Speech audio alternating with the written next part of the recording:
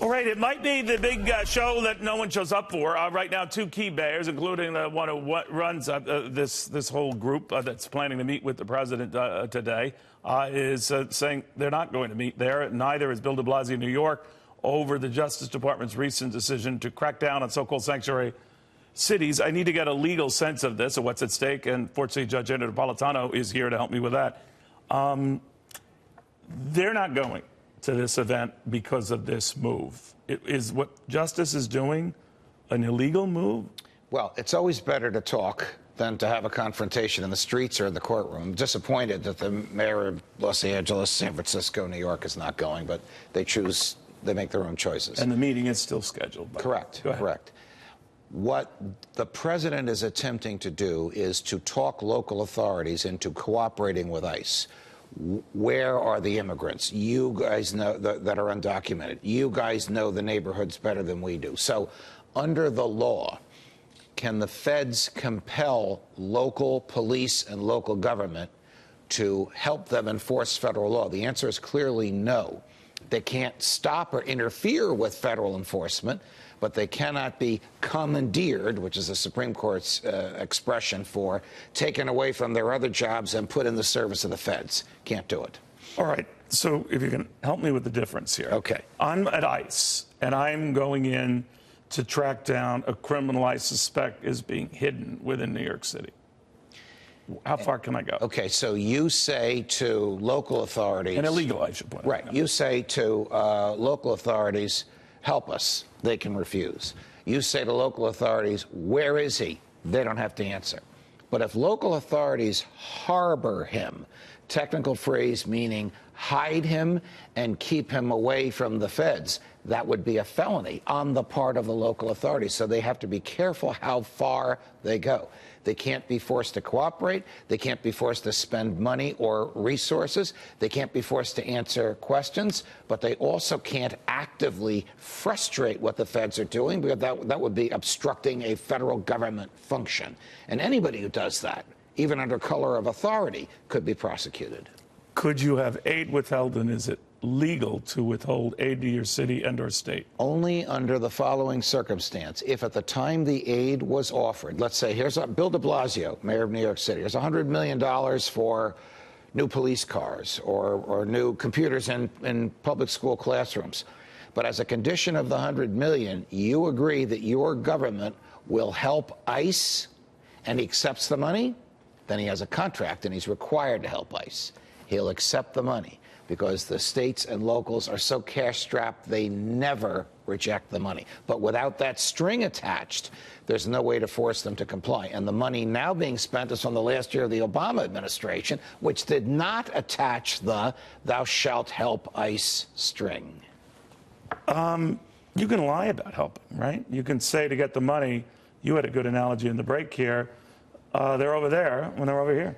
That would be obstruction of justice. If you send ICE on a wild goose chase in order to... You can come back and say, I didn't know it was a wild goose. Well, then it's a question of proof. It's a question of who a judge or a jury believes. But the active frustration of federal law enforcement is itself a crime. The passive looking the other way to federal law enforcement is not a crime.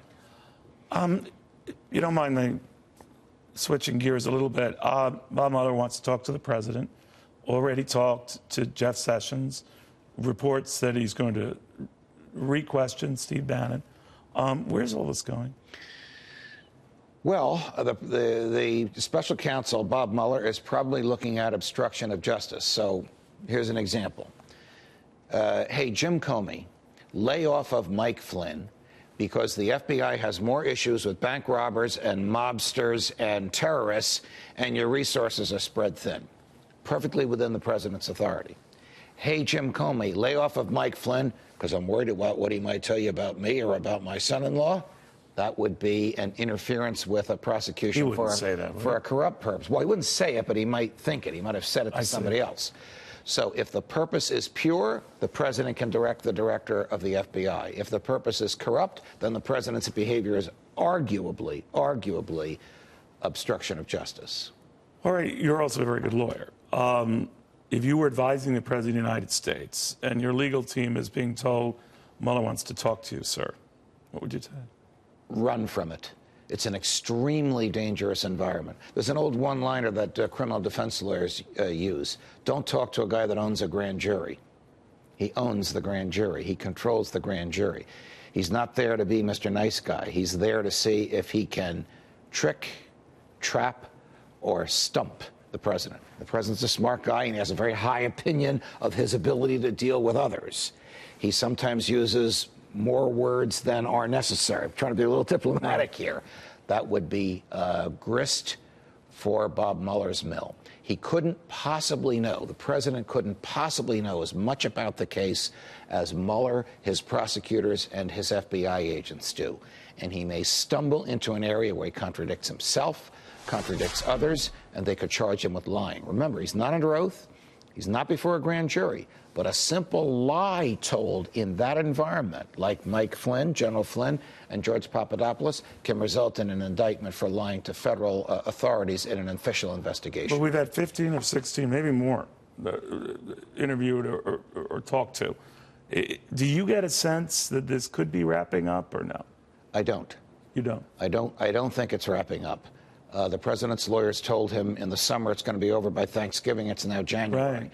I think it's going to continue to go on. And some of the things that the House Intelligence Committee has unearthed about this will likely extend it as well. I don't think the president will shorten it. Now, I know his personality. I know he is determined to talk to Bob Mueller. He thinks he can talk Mueller into focusing his efforts elsewhere. Don't think that way. It's a very dangerous environment. Stay away from it. That would be my advice, and probably the advice of a majority of lawyers. There were some who would say, you have nothing to hide, go there. Right. You made promises that you're going to go there to the public. You go there talk to Bob Mueller.